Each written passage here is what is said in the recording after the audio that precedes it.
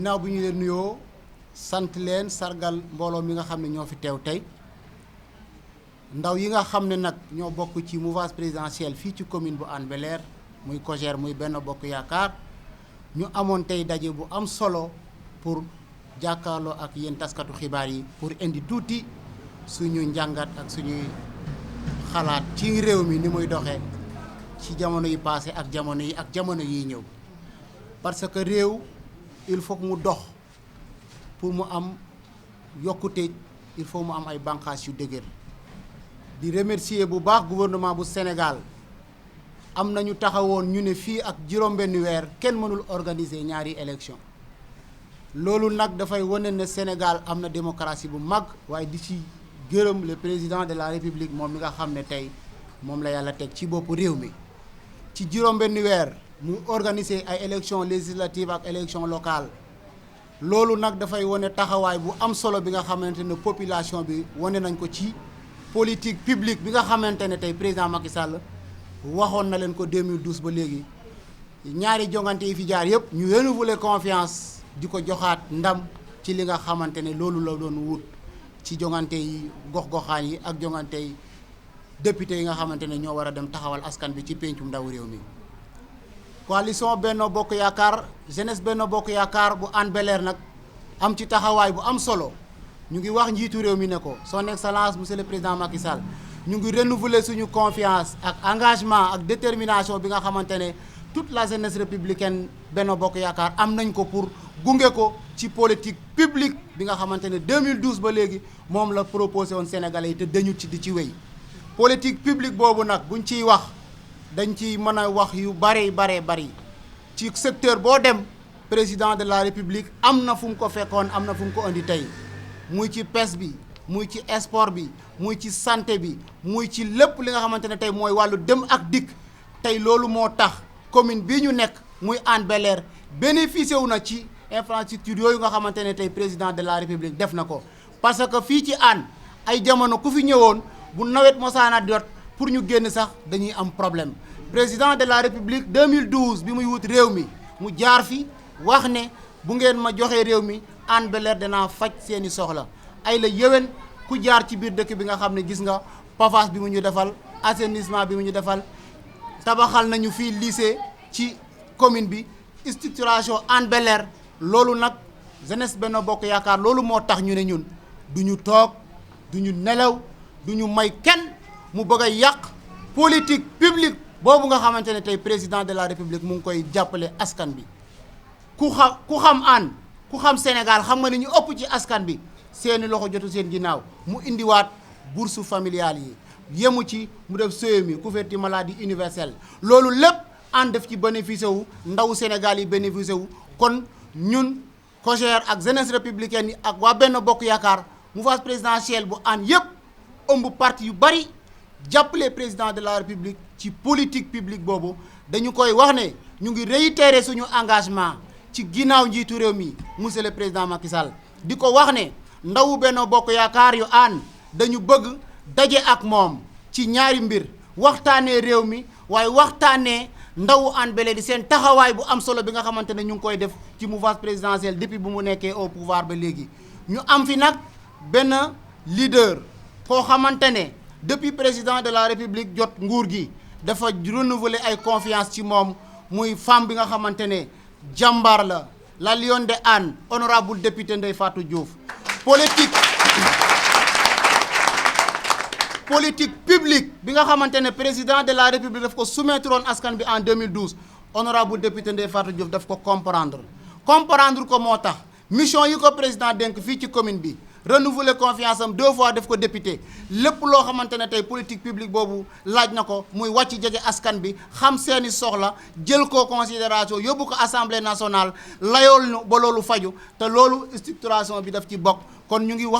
xamal président Macky Sall ne ko ñun jeunesse Benno Bokk Yaakaar benn leader la ñu am ci commune bu Hann Bel-Air muy honorable député Ndeye Fatou Diouf ñu ngi renouveler confiance ci moom ñu ngi wax président de la république mu renouveler confiance ci moom xam ne fii ci Hann lépp loo xamante ne rek soxla na ko fi honorable député Ndeye Fatou Diouf da ciy xëy di ci gont kon di ko ci remercier bu baax a baax waaye di wax président de la république mu encadré ko jàppale ko ci ñëw ci politique publique bi nga xamante ne ba léegi président de la république teg na ko fii tey ci Hann bu ñuy wax pôle emploi yi nga xamante ne tey président de la république tegoon na ko depuis ñu demoon le 22 avril à Diamniadio mu ne xëyu ndaw ñi daf ma yitteel mu teg pôle emploi tuddee ko xëyu ndaw ñi loolu gis nañu ne am na satisfaction bu mag a mag rawatina ndaw yi nga xam ne tey ci Hann Bel-Air am na ñu ci bénéficié wu ndawu Sénégal yi bénéficié wu na ci kon bu ñu amee opposition boo xamante ne dañu radical parce que réew mi ñun ñoo ko bokk tey kenn gënul bëgg président de la république réew mi moom mi ko laaj en 2012 ñu jox ko mu laajaat ko 2019 ñu jox ko xam na jafe-jafe yi Sénégalais yi te ci lay xëy ci lay gon waaye nag damay xamal sama mbokk yu opposition bi ne leen réew duñu ko opposé wu ci ay xaste ak ay saaga réew dañ koy opposé wu ci xam-xam ak technique dañ koy opposé ci yar ak teggin ñun ndawu Benno Bokk Yaakaar yi politique bi ñu am mooy wormaal les xalifes généraux wormaal suñu institution yi wormaal magu réew mi waaye liggéey réew mi ci xam-xam ak éthique sàmm ko aar ko parce que suñu réew la te ñun ñooy Sénégalu ëllëg kon ndaw ñi nga xam ne tey dañu far ci kuje gi ku wax ñu saaga la ci sa page Facebook ñu dugg fa benn nit yor fukki compte ak juróom bu nit commencé def benn déclaration ñu dugg fa di ko saaga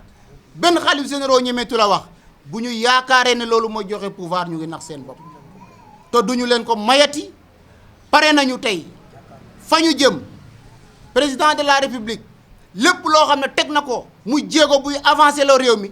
ñun Sénégal Sénégal danañ ci ànd waaye ñun Sénégal Hann Bel-Air danañ ci ànd xar ci suñu tànk tubéy bépp ndaw wala bépp kujee goo xamante ne taxawati nga fii wax loo xam ne waruloo ko wax président de la république ñun danañu dal sa kaw te sans délai dañuy wax nañu arrêté loolu président institution la dañu ko war a respecté dañu ko war a wormaal parce que moom la ñu dénk tey certes bi gën a màgg ci réew mi kon ñu ngi wax journalistes yi di leen gërëm di leen wax ne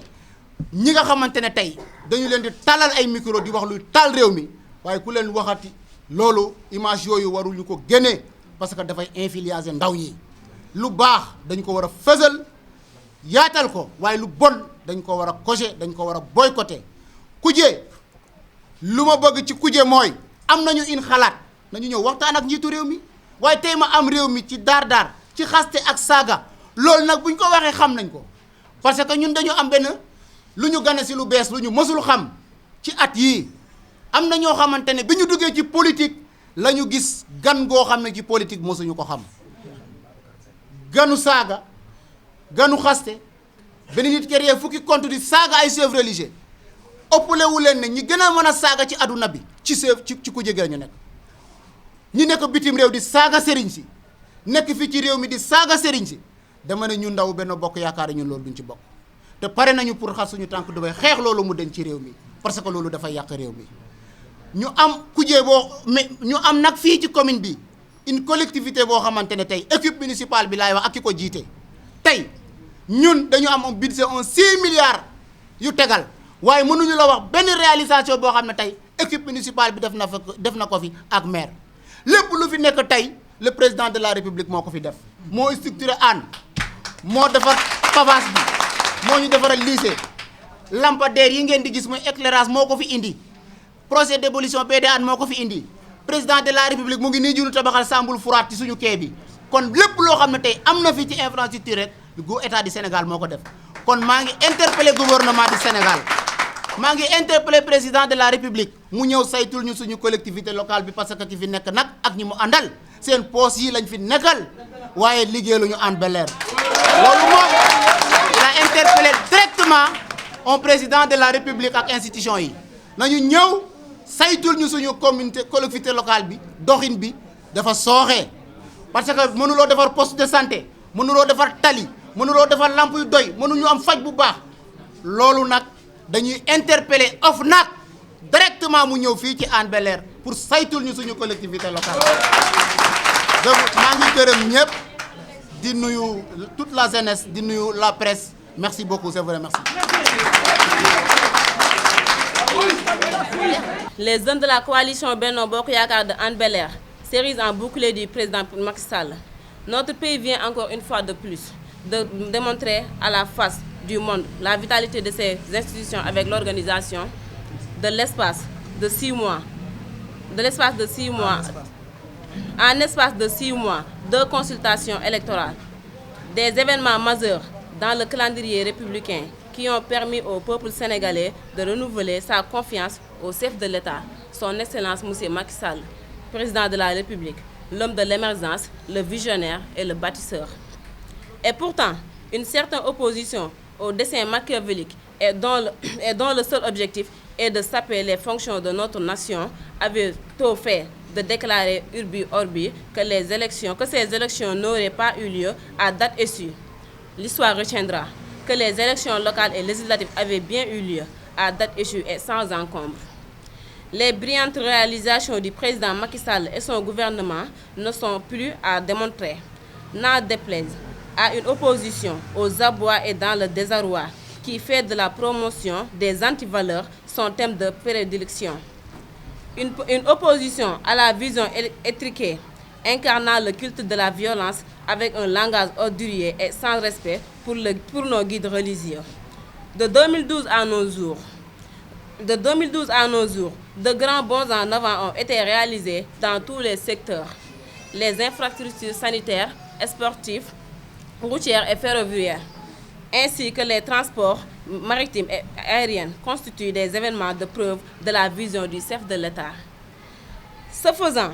la COJER et la jeunesse de la coalition Benno Bokk Yakaar de Hann Bel-Air réitèrent leur engagement et leur détermination à continuer d'accompagner le président de la République Macky Sall dans son objectif pour un Sénégal émergent, un Sénégal de tous et un Sénégal pour tous. En effet, à travers le programme Xëyu Ndaw mi qui demeure une réponse efficace aux préoccupations des jeunes, le président de la République a investi pour l'avenir du Sénégal, notre pays. Par ailleurs, la jeunesse de Benno Bokk Yakaar de Hann Bel-Air rend un vibrant hommage à l'honorable député Ndeye Fatou Diouf pour son engagement auprès des populations en général et de la jeunesse en particulier. Ses multiples dimensions actions depuis une décennie témoignent de son désir de massifier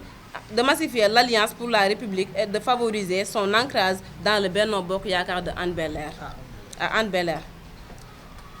Au demeurant, Ndeye Fatou Diouf, malgré la modestie de ses moyens, est toujours au service des populations.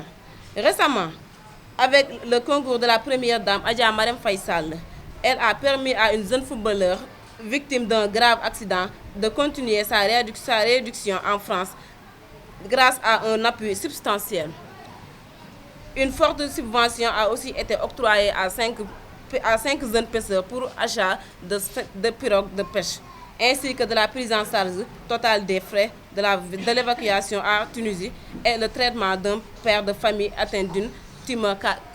cancéreuse, pour ne citer que celle-ci. Aussi, la jeunesse de la coalition Benno Bokk Yakaar demande au président de la République du Sénégal, M. Macky Sall, de lui accorder une audience afin de poursuivre cette collaboration pleine d'espoir. Pour finir, la jeunesse républicaine de Hann Bel-Air, consciente de son rôle, réaffirme son engagement indéfectible derrière le président Macky Sall. Rendez-vous est donc pris pour le terrain,